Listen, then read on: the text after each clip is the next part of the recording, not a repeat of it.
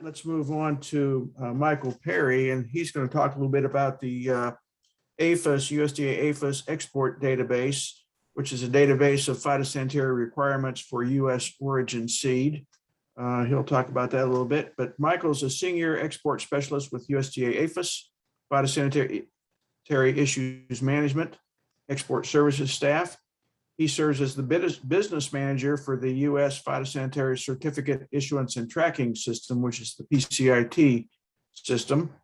He's a member of the Electronic Phytosanitary Certification ePhyto Working Group for NAPO and works with the International Plant Protection Convention on various ePhyto activities, initiatives. He also covers the European Union for export issues.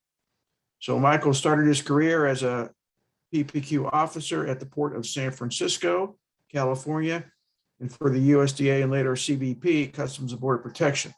His background is in crop science and agronomy. He has a minor in plant protection. He's a native of Santa Maria, California, but now calls Maryland home. So Michael, thank you for doing this for us, and I'll turn this over to you. Carol, can you please stop sharing your screen so Michael can?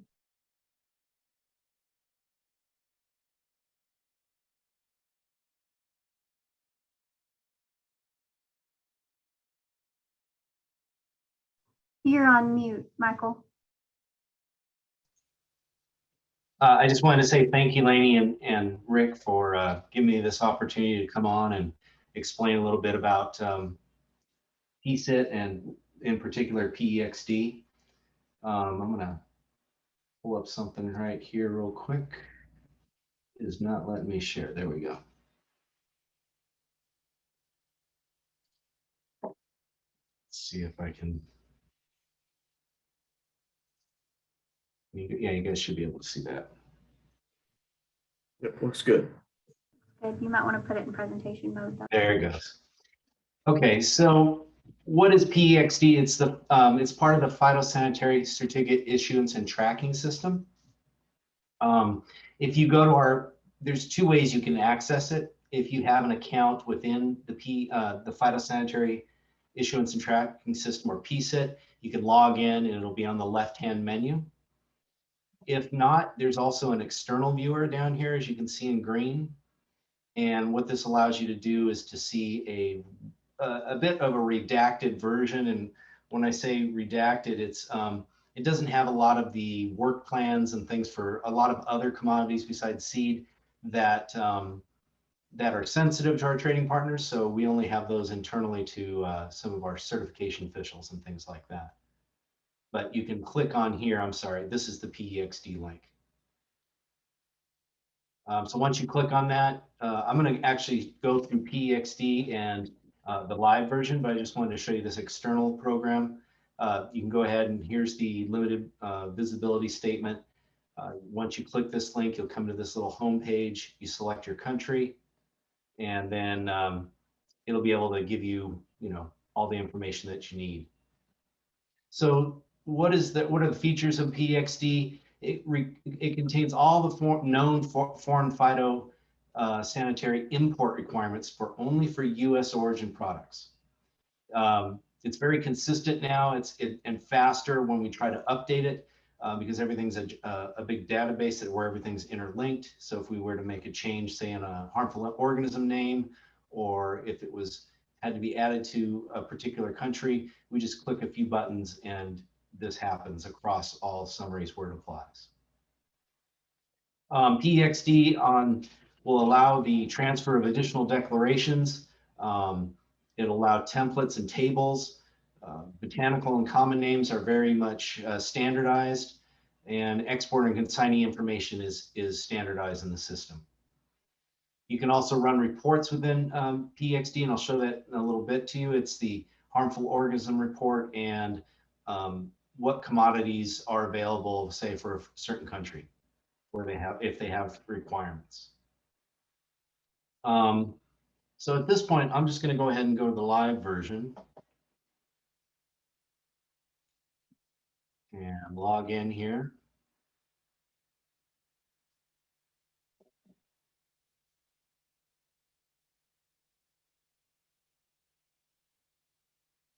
Okay, so if you come to my screen is a little different. I have a lot of extra stuff here because I have a admin account.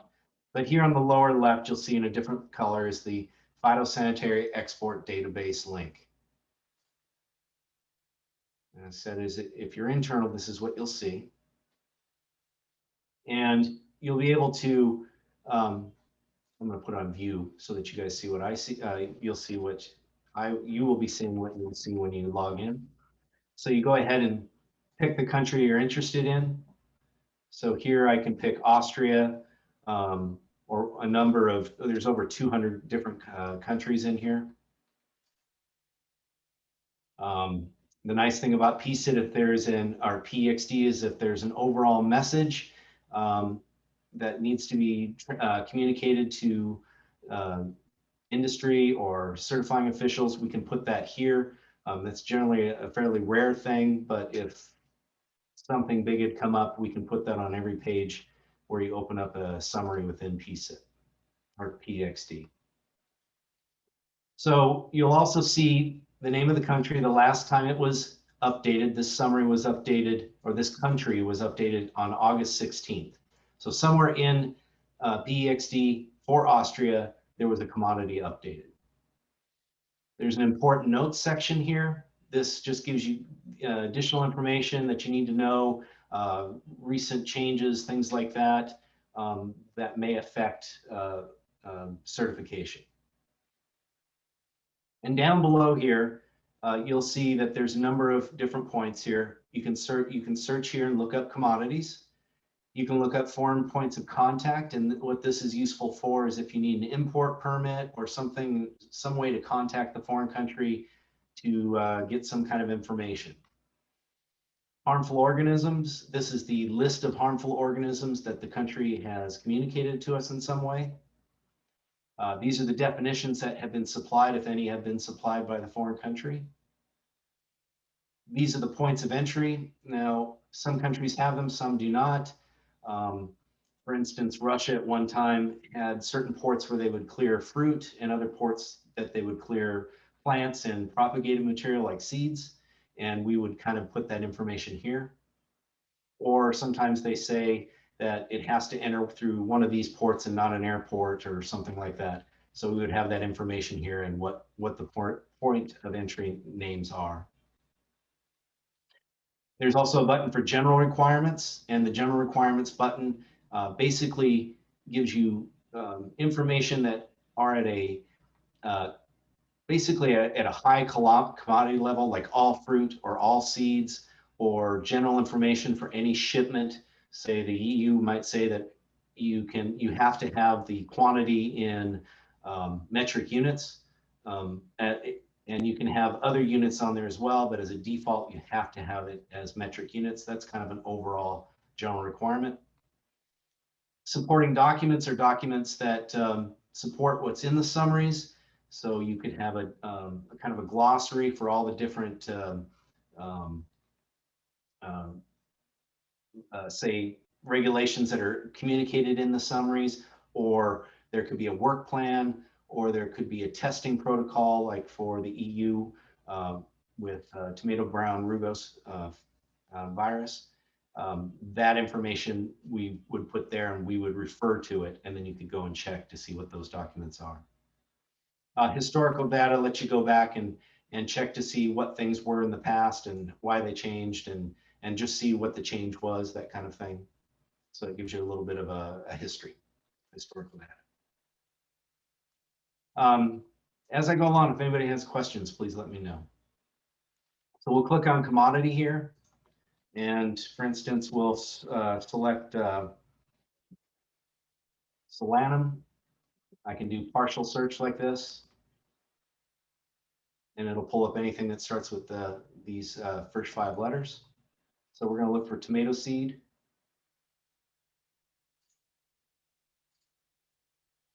And now you will see, let me go back. I'm sorry, I did that really quick. So we'll select this. You can pick whatever botanical name. You have to search by botanical name. You can pick whatever one you want. We're going to pick tomato. And only the parts that we have information on are going to be returned here. So if it was like wood, you could have like 8 different commodities that show, or plant parts that show up here. So we have plants, we have information from the EU on fruit, plants, and seeds. And I'm going to select seeds. Here's the information, solanum, the botanical name, the parts that are covered here. Now you'll see that seeds are here, but there are others with conditions. So there's seeds in general, seeds that are harvested off after August 15th, 2020 and before. Some information here, general for these seeds, to Portugal only. They do not accept seeds. So this is kind of an important thing that you would have to go through during the certification process, or if you're seeing if you can send this particular product to a country in the EU. So they've said here that it is prohibited and you need special permission to basically an import permit to get it in. Here you'll see for a normal shipment, you see the last date it was updated.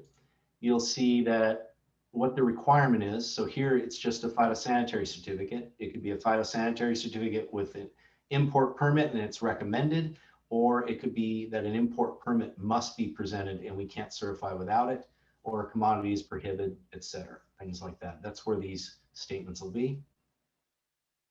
This is an example of what we call the additional declarations and how they're displayed. They'll have and or statements a lot of times. This is, of course, the EU. So let's see if we've got one with some ors down here. This is for seed harvested before August 15th. So you can see here, it's either this decision here for this regulation, or you can pick this one. And when we have an or, it means this one or this one. We indent the second or third or fourth option. These are and, so they all apply. And for additional information, you'll find that down here. And here I'm giving we're giving information about seed for re-export. This is a very rare occurrence, but we can double check for the EU for looking at seed re-exports to see if it follows what's in PExD, because seed to the EU is the same from any country. So we just kind of put that information in there. It's a guide. So if you present some kind of documentation or requirements for re-export, you can double check it in here. So for US origin seed, we give information here. We also have a supporting document for testing. So when you see something like this, you can go up here to the left, which is supporting documents. Sorry for the scrolling. Click on this. Now you'll see that we have different documents here. There's a glossary to kind of define what is in the in these summaries. So you could have something like this where it's a lot of legal jargon, maybe in the summary for the EU, for instance. But here I've kind of put it in plain English. So that's kind of a helpful document. Let's see if I can close that. For this particular one, for the requirements for seed testing, you'll download this. And if we've been provided this kind of information, we'll put this up for you and keep it up here. So that's where these kinds of documents are what you'll find under supporting documents.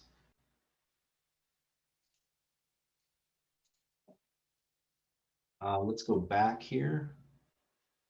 You can retrieve the last summary here. So say I went somewhere else within this summary of harmful organisms, I can go back and go right back to the summary that I was working on or looking at.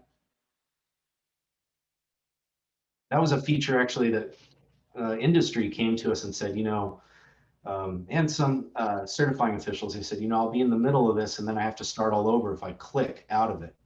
So we added functionality and so that you could click and go back and right back to where you were. PExD is developed and updated, and the functionality is any functionality change is we consider a lot of different groups, and we really rely on industry and the users in making updates to it. It's basically all based on the users. If a change is recommended, it has to work across industries. Sometimes, you know, maybe for something like seed, where it only occurs for seed, we can tweak it a little bit. But if it doesn't, if it affects other industries and maybe confuses things a little, then we can't make that change. But where we can, we do try to update and meet the needs of industry and our certifying officials. Okay, so here's some of the information. You know, these are called conditions when it just doesn't say seed and give you a straight, you know, summary. Here's a condition, meaning it's talking about seed. This applies only to seed harvested before this date. And here's seed harvested after this date and the information that applies to it. We'll go ahead and go to the next thing, which is a foreign points of contact. And I'm not sure, yes, we do have information. This we keep up as best we can. The EU doesn't always, or other countries don't always tell us when somebody's changed or moved on or when their contact information has changed. If you have come across one of these and you do contact this person or this organization and it doesn't work or what have you, let us know. If you do find out who you actually contact, please let us know and we'll update it with that information. But we do rely on users to kind of keep us up to date here when something changes, because it's just, you know, when you have 20 some different countries in the EU, for instance, it's kind of hard to keep up, but we do our best.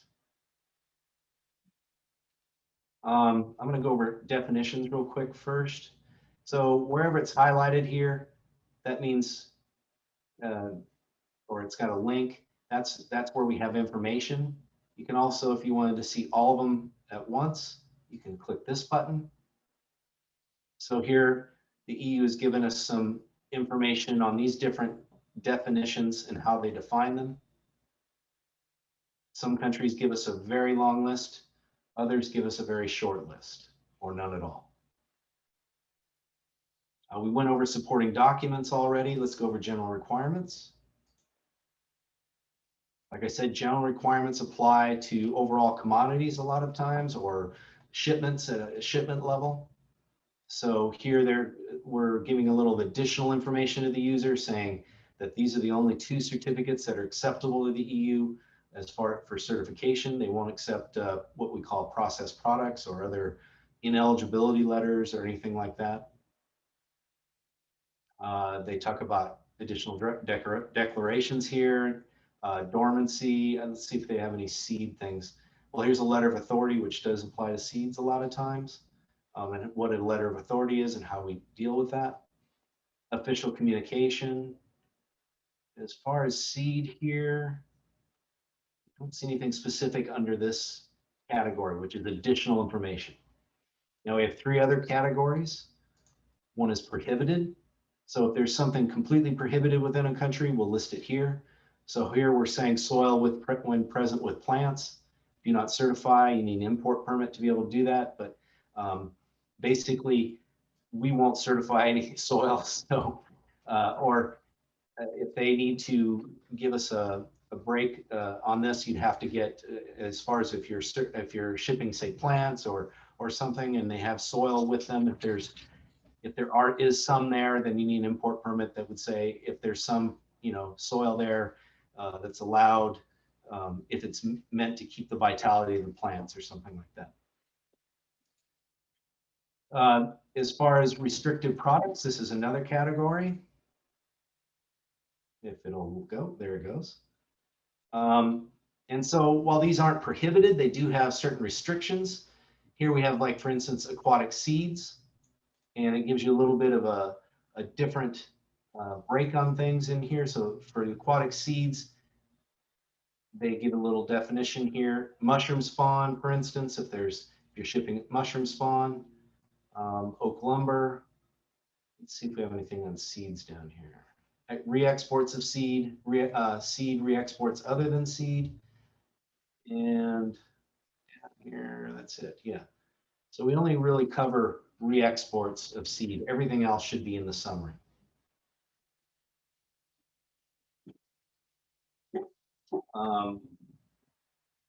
Let's see, historical data. I'll go over this real quick.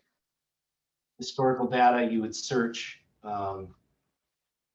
If I searched under Solanum lycopersicum, I have to select that's my dog, everybody, sorry. She's a 6-month-old pup and keeps me busy. So, I'm sorry, hold on just a second.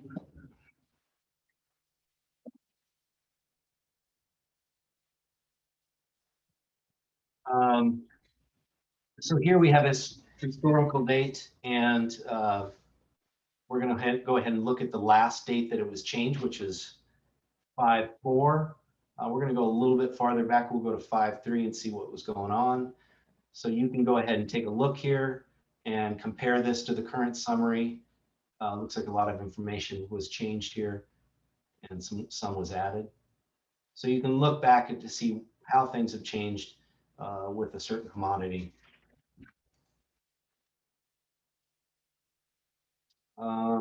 Additional export data. What this is are links that are helpful sometimes to get additional information, like you can go to our National Seed Health System, the accredited entities list, that kind of thing. So that if there's sometimes here's the export program manual, different things that you need here to kind of get to help you certify if you're a certifying official or background for industry to look at. List of ineligible commodities. If there's an ineligible commodity, we have that here. This is what we will and will not certify. That doesn't really apply to seed. We're not going to go over the 578. That's a certificate we issue for processed products, and it's almost gone away. We've kind of either issued a phyto or made it ineligible for certification. And we'll go back to view country information. Let's see here. So now we're going to go back to harmful organisms. When I click on this link, I get a list by the type of harmful organism. So here are all the bacteria that the EU is saying that they have on their harmful organisms list. Fungus would be here too, and it's a fairly long one. Insects, mites, that kind of thing. Now, it doesn't all apply to seeds in this case. It applies to all commodities, mollusks, that kind of thing, weed seeds, what have you. And we update this as soon as we find out information from a country that they're regulating it or they now consider it a harmful organism, if they've communicated it in some way to us. The nice thing about PExD or PExD is you can run a what they call a harmful organisms report. Anybody can do this, and we'll generate it here. And what this does, if I can get it to expand, I don't know if I can because it's hidden. Let's see if I can enlarge this.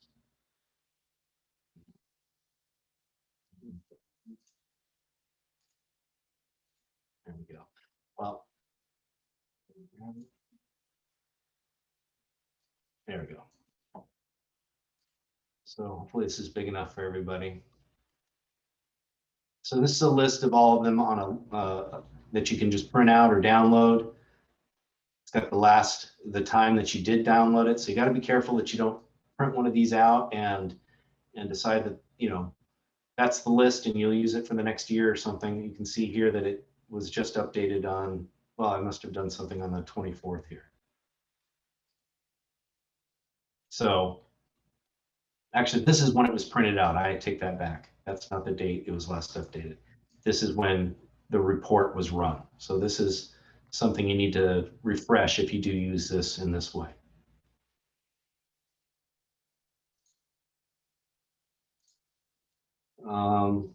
Michael, we're going to have to sort of move on as quick as we can. Okay. So. Yep, that's it right there. They're basically got everything covered on how to use PExD. Okay, thank you, Michael. Really appreciate that. Those of you, there may be some Q&As, Michael, for you to respond to Sure.